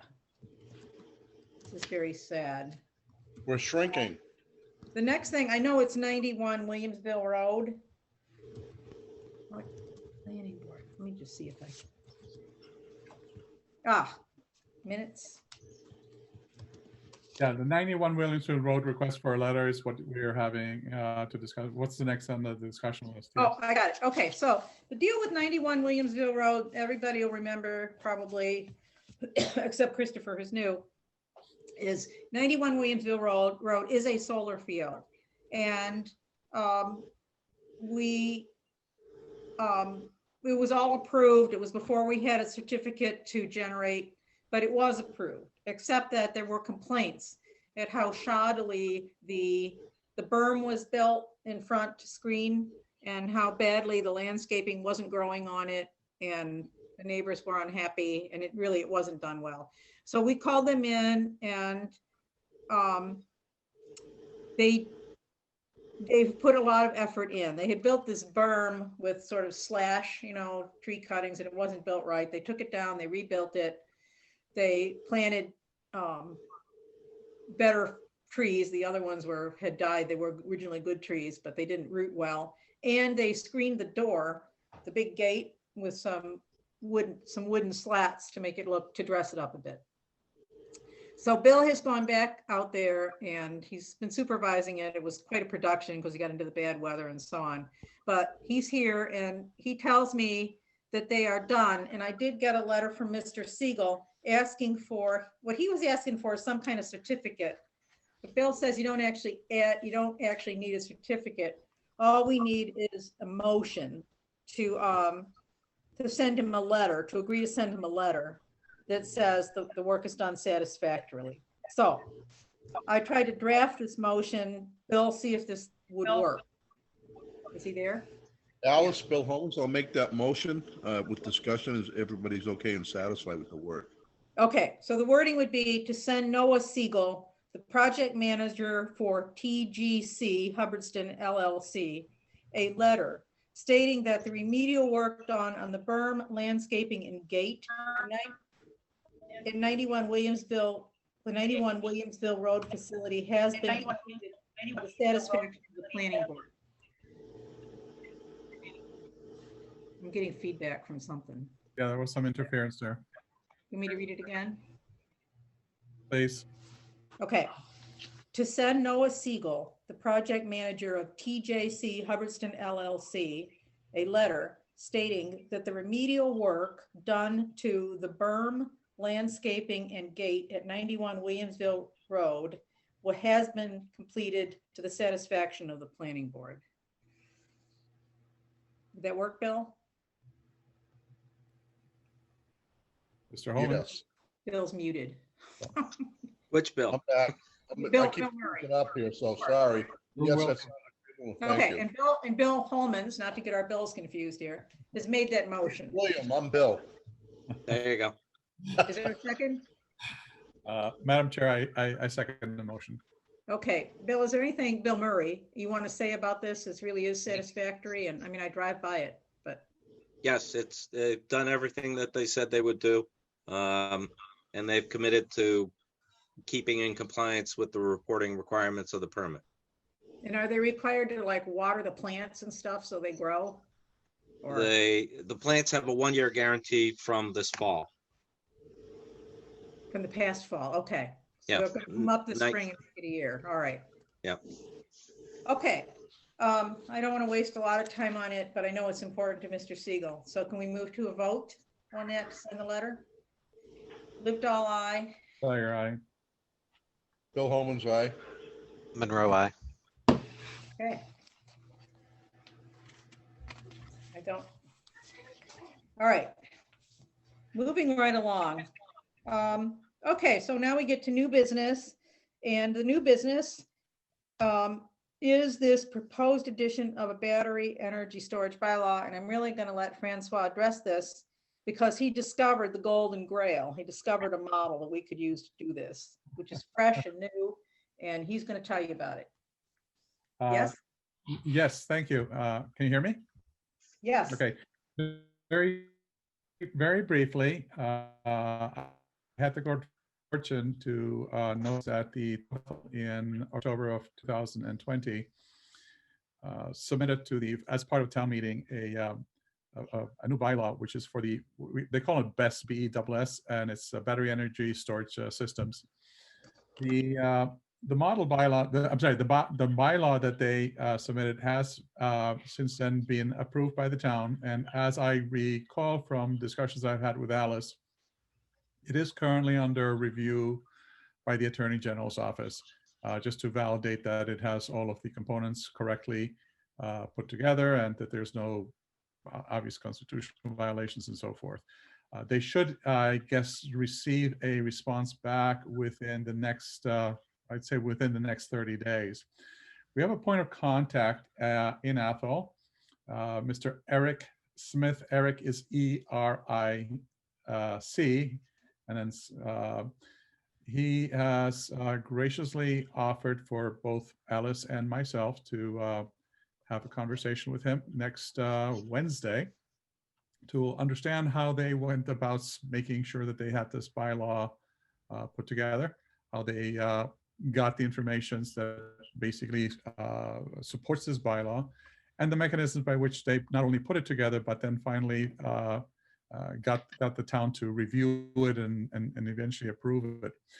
More importantly, this bylaw is really, again, unlike this next item that we're going to be discussing, this one really stands by itself as a battery energy storage facility. And the state of Massachusetts is really at the forefront of this here. I think Bill Murray, I think you are aware of this here because we kind of discussed this here and this was brought up in a prior discussion.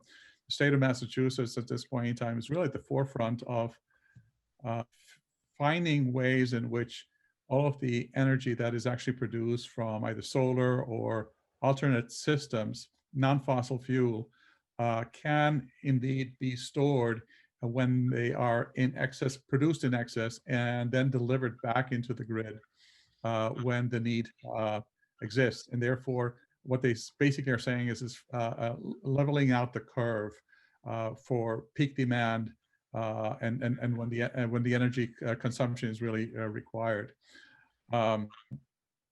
There are, I think, very few facilities in the state of Massachusetts are at this point in time doing this. Yeah, I've heard that Mount Tom. You're frozen.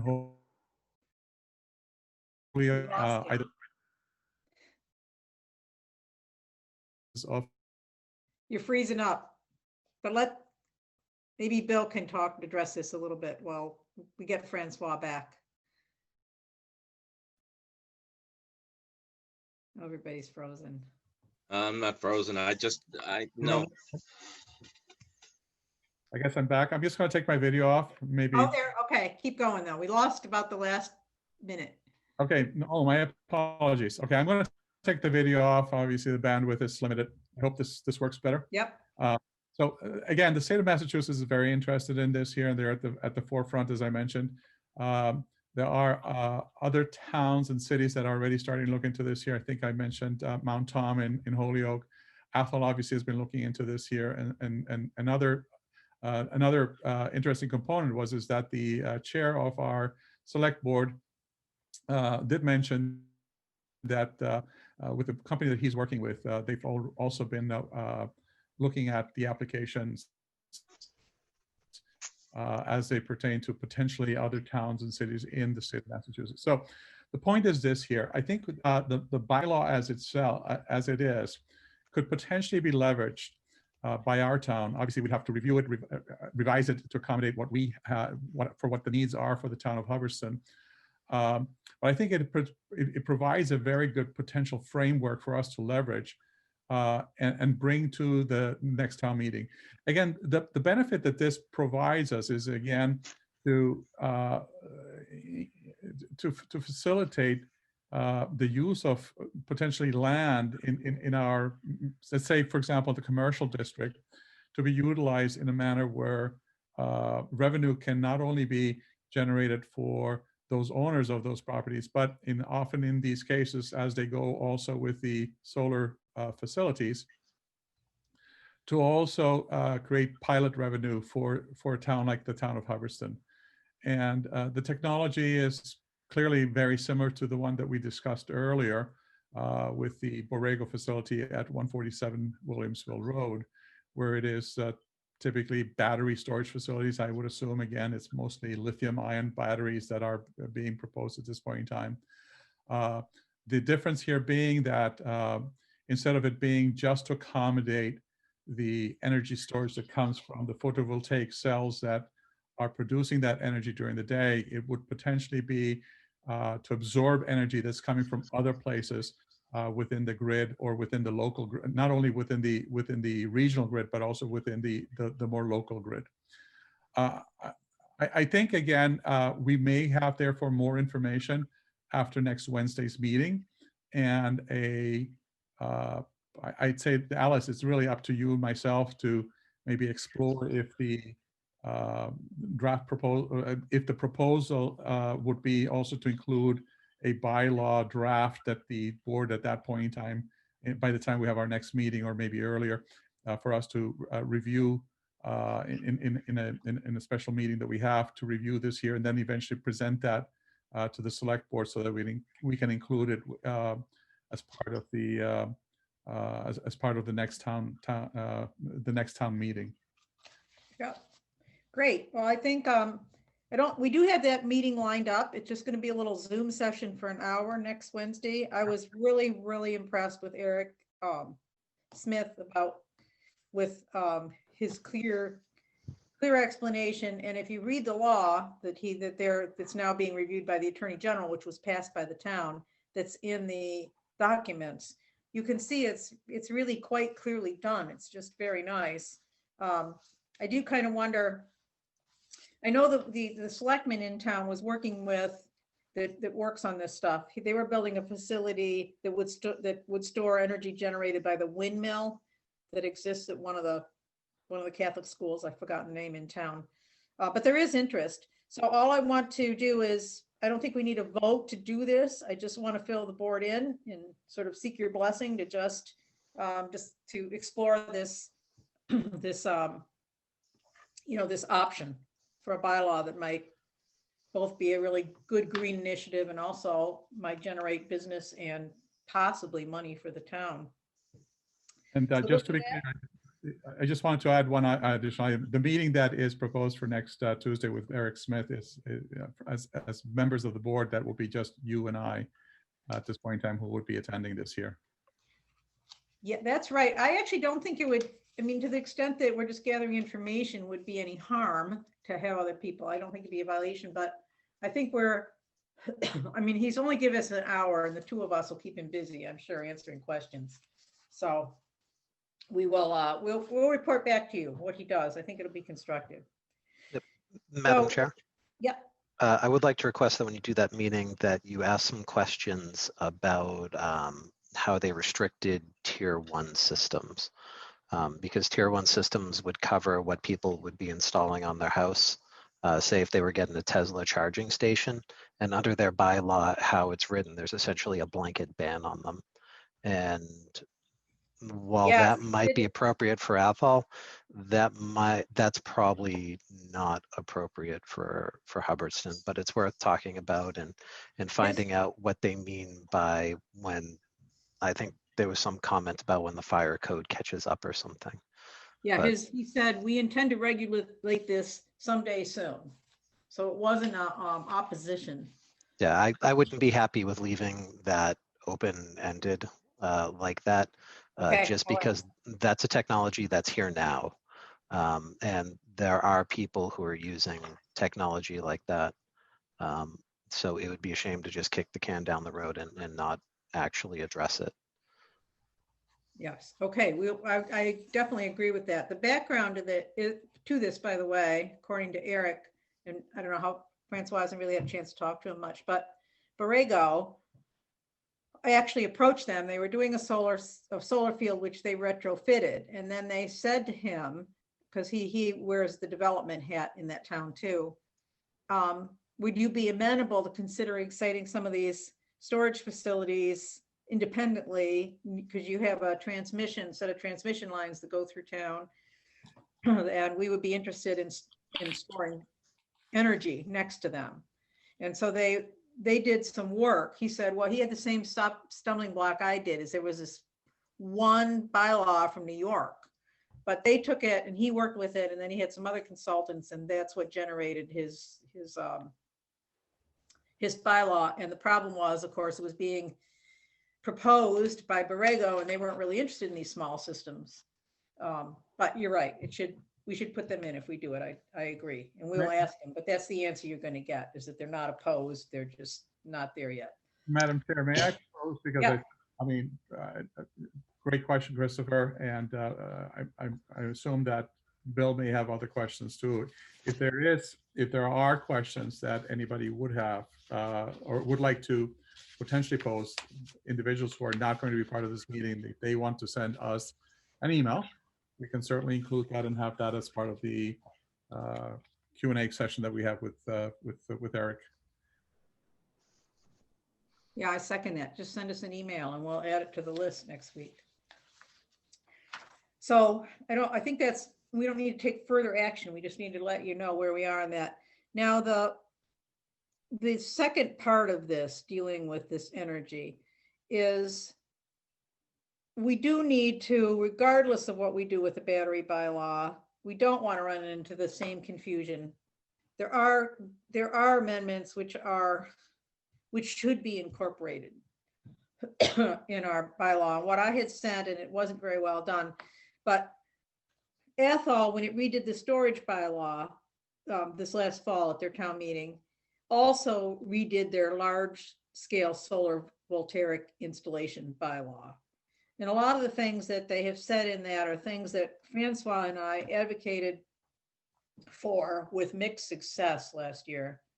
And I really think we should come back to you next week. I just ran out of time. I wanted to get further with some of those, one of which is better siting. Because it is possible, and Bill has explained this to me, to have the developer require them to put a site plan together that includes sight lines, so that if you're on the street and they're putting on a ridge, what you're going to see. So a better site facility. I think also the setbacks are not right, and the minimum size should not be 2 acres for a solar field. I don't think it should be anyway for a large scale. So we're looking at that. Some of the select board last year were somewhat amenable to them. They just didn't want a moratorium. They wanted us to fix it and not stand in the way of solar. So I'll come back with some amendments. I also note that most of these facilities are fenced, and for some reason we don't require fencing. And it seems to me they should be fenced, particularly if you're going to allow battery installations. Now, Borrego did fence theirs, but they're high voltage. They shouldn't be, kids walking through the solar panels up to them. So next time I'll come back with some proposed revisions, and I'll try to use the Athol bylaw, and I'll talk to Francois again about some specific proposed amendments to our existing bylaw. So anybody want to add to that? If you have things that you see in that bylaw, if you have a chance to read it that need to be fixed, send me an email and I'll put it on my list. We'll try to get there.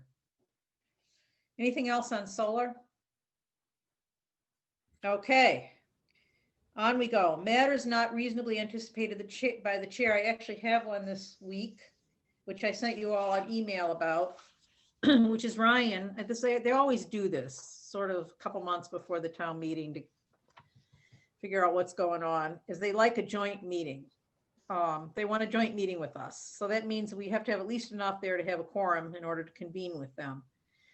And he proposed these, of course, they want us to come to their Board of Selectmen meeting rather than vice versa, but I guess that's okay. Their lift is bigger than ours. But he suggests the dates January 11th, February 1st, March 15th, and March 29th. So I really don't want to do next Monday because that's January 11th, right? And it would be nice if Francois and I could go to talk to Eric Smith first, because we'd probably add it to what we talk about. Don't you think, Francois? Absolutely. Yes, I agree. So let's look, and then they have February 1st. What is it? So, and then it jumps all the way to March 1st. And it probably would be some merit into getting before them to agree on some stuff by February 1st. How many people could come to a meeting on Monday, February 1st? Or would be willing? Alice, Bill Holmes, I think I could make it. Okay. I think John can't, he told me. His crush at work is going to go through February. How about anybody else? Christopher? I could make it. Okay, we'll send out reminders. And then the hour is the hours for, I'm sorry, the start of the meeting is again, because I think they have a different start time, right? Mallory, what time does select board start? I believe they start at 6:30 as well. Oh, okay. 6:30 on Mondays. Okay, so we got Bill, Christopher, me. Who else wants to come? I'll be there. Okay, yeah, Francois. Okay, and John, I don't think can make it. Erica, if you'd like to come, we'd love to have you too. I think I should be able to make that. Okay, we'll send out reminders and I'll get on their agenda. And I think he'll put us first, so you won't have to sit through too much. But So Alice, did you stipulate the time at 6:30? it's 6:30 on February 1st. Thank you. Okay, great. So we're almost done. Don't give up. The final lap. Old business. I don't think there's much. We've done a lot with solar already. Gravel. I know that Mallory actually knows Mr. Talby somewhat and has called them to find out what's going on with that property, but he hasn't called back, right, Mallory? I haven't heard back from him, but I was actually going to bring this up at this point in the meeting. Anne was in her office this afternoon, and she was trying to get the reclamation decision that the board issued, I think it was back in 2019, recorded with the Registry of Deeds. They were giving her a hard time because the original document that she was given to record had some photograph signatures on it instead of all fresh ink signatures on them. And I reached out to Christina to see if she knew if she had a copy with the original signatures, and it doesn't seem to be able to be located. So Anne needs, I don't know if we just recreate the last page and we have everyone sign it again, but she can't have a document with photocopies on it to record with the Registry of Deeds. So I don't know how we want to handle that. And I did ask her about the project, and she said that Jim was getting tied up at the state level, which has taken some time, and the biomix is, the production is slow right now because of the lack of waste that they're able to produce. Well, that's what he told us. But at least they're back open again and working on it. Yeah. All right, I know that I handed that original, because I got in trouble for doing it as the chair, to one of the Catastos, and it was the gentleman, I think it's her brother. Yeah. They were given the original the night that we signed it, because they were all, but well, let me see if that jogs her memory. yes, I think there are other ways around it too. I think you can do an affidavit or something, but I guess people are still around, right? That were part Yeah, of it was all there wasn't anyone from our board like that was new or anything like that, or not on the board anymore. Everyone's still on it that signed it. Okay, all right, well, it's just hard to circulate it in this environment. But Madam Chair, yeah, just don't forget, if that was a 2019 permit, I think it was late 2019. Mm-hmm. But those permits have a 2-year life. So you got to check that date of issuance. And if you reissue, you probably have to issue an affidavit to say this is a reissuance of a permit issued in 2019. for recording purposes or something. Yeah, because it has a expiration date. Of course, they could also ask for a renewal or extension as part of this process, and they probably should. Maybe they should just do that, given that. That might be the easiest way for everybody, and then you just simply issue a renewal, an extension permit, which could be filed. I mean, you'd still need the original permit criteria and conditions to go, but you'd sign it as the original permit with the extension attached. And you wouldn't have to double dip it and it would be a little more streamlined. Well, we're already, and it would already expire this fall, right? So they really should do that. Yeah. Mallory, put on the to-do list and I'll try to talk to her. Okay. And we'll try to figure it out. I agree that it wasn't their fault that they couldn't do it. It was really, really related to the virus, so. Right. Well, that was a question I had for Bill. I mean, based on the situation with COVID, has the state, have you had any experience with the state giving any kind of exemptions for, not exemptions, but consideration for automatic extensions? Yes. Okay. The governor issued an extension on all permits. I can't give you the exact timing, but I think they have 90 days. So I got to look at the date as when the governor said when the state of emergency is lifted, a permit that expired during that time period is tolled for 90 days. So they have 90 days from when the state of emergency is lifted, which it hasn't been, for 90 days thereafter. But in this case, that's not going to give them the relief they need. We can go ahead and extend it for another 2 years, can't we? Yeah. Yeah. All right. Well, all right. Just Mallory, put it on the to-do list. I'll talk to her and I'll get back to everybody. And we'll try to get an extension signed along with whatever we have to do with the original. Okay. There are 2 issues, but okay. Okay. Okay. Affordable housing. I'm just looking for clarification about whether they had to actually spend the other 5,000 to get the little strip of land going to the food lot, or whether they could consolidate that. So it's at the odds and ends I'm chasing. Habitat for Humanity, the next thing on it. The town finally has a closing date for June 1st. And there's a lot of reasons for that, which I don't quite understand. But basically Habitat has to get all of its ducks in order to have the funds to put the house together. There's a lot of credits with the state and I don't know, process. But she, in the meantime, wants to go to the CPC and ask for $20,000 contribution from CPA funds, which we have piling up that aren't part of this 50. You know, originally we we're going to use part of the 50 to help with the Habitat House, but if that's all going to be taken up with trying to do something with the gravel pit, she can apply for new funds, and that does pile up at about 6,000 a year. So there are funds there that could significantly help her. So unless there's any objection, I'm on the CPC because the planning board chair is always on the CPC. Is I'll say we're in favor of, you know, helping Habitat for Humanity, and then she bears the responsibility for putting that whole grant proposal together to them. And that should be, so she's going to submit the grant proposal by the 15th of this month, next week, and then the CPC meets on the 20th. And so that it will vote on whether to recommend a town meeting to fund that or not. I think they will fund it. I think Habitat for Humanity, this money has been set aside specifically for affordable housing, and Habitat for Humanity has a lot of name recognition. But so that's more of an update. That's where that stands. Nobody has any objection to my supporting that application to CPA, do they? We had agreed to. No objections. Okay. Absolutely. I mean, this is a great thing to do. One quick question I have, and I mean, you're going to use this forum to maybe educate folks.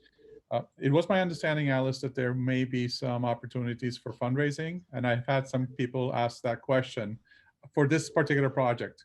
Yep. Any information you have on that? She just says they're not far enough along yet. They've got to get through.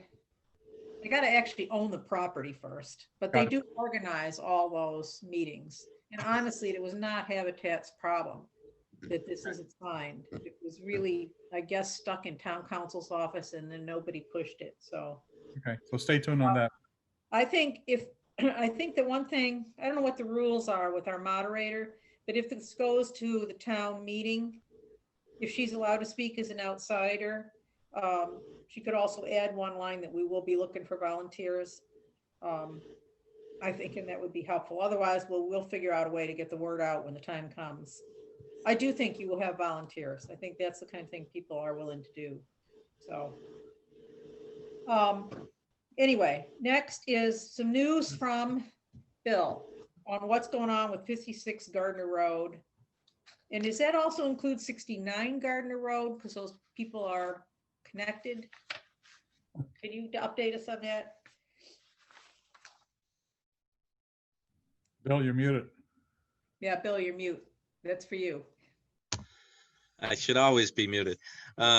56 Gardiner Road submitted an application which the planning board did not accept because it had too many flaws to make it worth the planning board's time to review.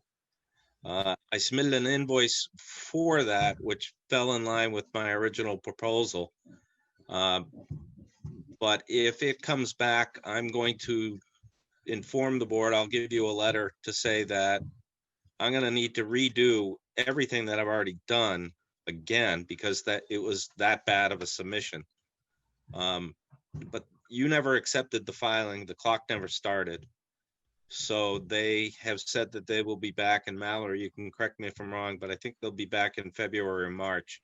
Yeah. They're looking for a local engineer that knows, what it's like to build in the rural spaces as opposed to a city engineer, which they originally had hired. And across the street, I had an hour-long conference call. They're different entity, but they have even worse environmental issues than 56. And I pointed those out to them, and they are also going to retain somebody that knows environmental zoning and everything else working in the country, because that property's got a whole lot more issues than even 56. So the big issue is they did file for a driveway with the Conservation Commission, but that's all I know. Yeah, the Concom approved the gravel, laying the gravel down so they don't make a mess as they come in and out. But that's all that I've gotten on, because I do conservation too. That's all I've gotten on 69 so far. Mm. the big problem. So these, for anybody that's like wondering, these are both the marijuana facilities, and the major problem is caused by the watershed land, that runs through them. So we will just leave them on our list as things that may come back, but no action at the moment. May I ask Bill, just from a clarification perspective, I'm not quite sure if I know if it's 56 or if it's 69. The one next to, I think it's the auto place. Did they purchase that, or is that leased? They haven't purchased it. We looked into that very briefly. No transfer of that property has occurred, but the applicant says he's owner by agreement and he intends to purchase the property. 69 is diagonally across the street. Used to be the Leighton Farm. Yes. And they've already actually put the driveway in and some fencing stuff. I saw that. That one's got a whole lot more issues. There's, I don't know how big that parcel is, but they maybe have a half acre that's not restricted. And that is purchased already. I didn't look at that. We've not had an application, so I didn't even look at it. I believe so, Francois. Thank you. So it's half an acre out of 6 or 7 acres? Yeah. And marijuana is not a crop, so the agriculture doesn't get them out of it. Marijuana is not considered a protected agricultural crop in Massachusetts. Although there was a court case down, I think, at Charlton, where a Superior Court judge said he didn't agree with the law, but it is the law. All right, well, there's nothing we can do right now, so. Yeah, they've withdrawn applications and they haven't made any formal applications.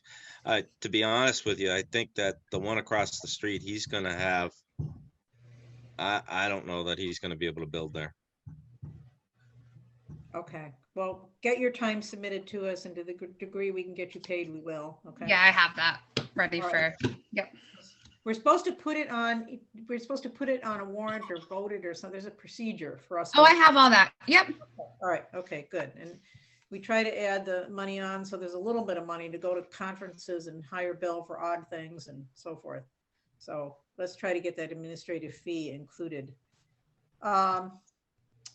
Okay, the bylaw updates, and we've already done this, what we're gonna, and let's see what's next. Oh, master plan, no updates, but I suspect that when we meet with Ryan on February 1st, he's gonna try to assemble a committee that's for the last chapter, sort of the action plan.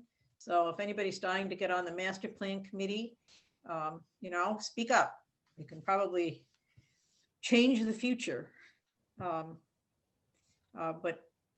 really, I think we've done a great effort, and to see that come to fruition would be really great. Revised street listing, I'm not there yet. It was on my list, but I didn't get to it, so stay tuned. Oh, zoning bylaw enforcement. I did talk to Ryan just briefly, and I said, can we talk about, we create a method when we get a complaint about a bylaw, whose responsibility it is to like send a letter and chase it down and levy the fine or whatever you need to do. And I made the argument, you know, it's not a lot of point in zoning if you're never going to enforce it. And people come to us and they complain. I've got a file full of them.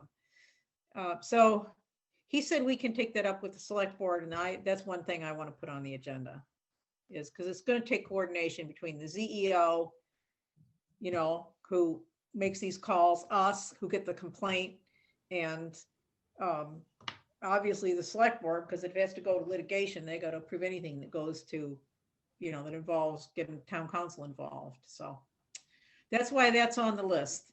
Administrative matters, Mallory's working on the 2020 annual report, right? I'm sorry, I had a point. Can you hear me? Yes. Okay? I know that I'm coming in and out every so often. Yeah, you are sort of shaky there, but go ahead, Francois. All right, I'll try not to shake. This came up as a result of the review of the meeting minutes. I do recall that back in the October timeframe, we had sent out a something to Tiny Tots for some information regarding the artwork. Yes. Was there anything that happened after that? Do we have any results from there? I think the mural still exists. They have done a lot of other sprucing up. Yes. I don't know. The last thing they did was the light fight, and so I haven't looked recently. But no, I thought that we requested some information regarding, because they said that they wanted to enhance it or mask it with artwork, and so I think we said that we'd like to get some information regarding to that, and also timeline. And I don't believe that I recall seeing such a response. I think we haven't, but okay, we'll look into it. We also have the the junkyard or the auto 248. Yes, and I mean there's others that I have that, and I think we also have to talk about. Roland takes the position that the ZEO doesn't do anything anonymously, but I don't actually agree with that, because I think people do want to be able to point out things without being thrown under the bus by having a start with their neighbor. Was his point that we were doing this here anonymously? Because I thought that both Bill and I submitted it as no. That's individual.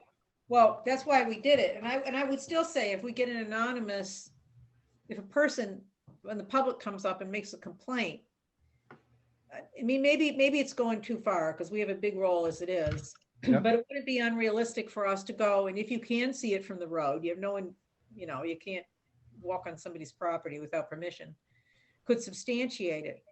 It's obvious. But I do think that also to just not allow any anonymous complaints is difficult, because I think the average person would not complain about the junkyard in their neighbor's backyard, because the peace would be more important than the enforcement, you know? So it's an issue, but we can take it up. And if you have thoughts on that, send me an email.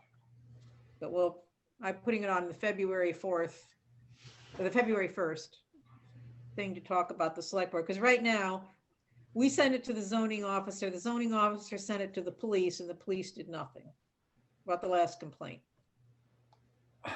So they're a turf, nobody want, it's the hot potato. Nobody wants to go tell people you can't do what you're doing. But if you don't do that, you're just gonna have, blatant violations all the time, I think. Anyway, last matter, Mallory's 2020 annual report. And I did put in a chapter about our affordable housing initiatives for her, a paragraph. So maybe by next time. Yeah, Christina actually put out a document today. She's going to be in charge of putting the annual report together for all the town boards, committees, and departments. And so she's changing up the format. She kind of has a standard format for each department that she's going to be looking for. So we'll get it over that way. And we have until the 25th to submit our final report, 25th of February. So are you going through like how many A&Rs and how many special permits and all that? Yep. You're doing that for me. Yes. Okay, great. Okay. Anybody left in the public out there that wants to talk? I don't think so. Okay, last thing, our next meeting on the 21st is our hearing on the sign bylaw, where we hopefully will get people to attend. We're trying to it's been published and posted, and anyway, I did have in the list of documents, I think you put in it, right? The summary that Christina did. There are sort of bullet points about why we did this and what the major changes are. So before that meeting, and we'll put it in again, the document lists, to read it through and come with your, conditions and corrections and whatever as well. We'll probably also, it was voted on. We did vote to send it to town meeting, but we didn't do it because of the COVID situation. But the select board and all the boards in town have had a chance to look at it. So it should be a fairly low bar to get it on the warrant and get it through. But I might have missed something. It was very hard. It was like, there were not good models for a sign bylaw, oddly. We looked at dozens of them throughout cities and towns in this area. So read it through and let me know. Okay, anything else? If not, motion to adjourn, somebody? Madam Chair, Bill Homans, I'll make the motion to adjourn. We have a second? Francois Schweiger seconds the motion. Okay, not debatable. Lived all aye. Schweiger, aye. Bill Homans, aye. Row I. Okay, we stand adjourned.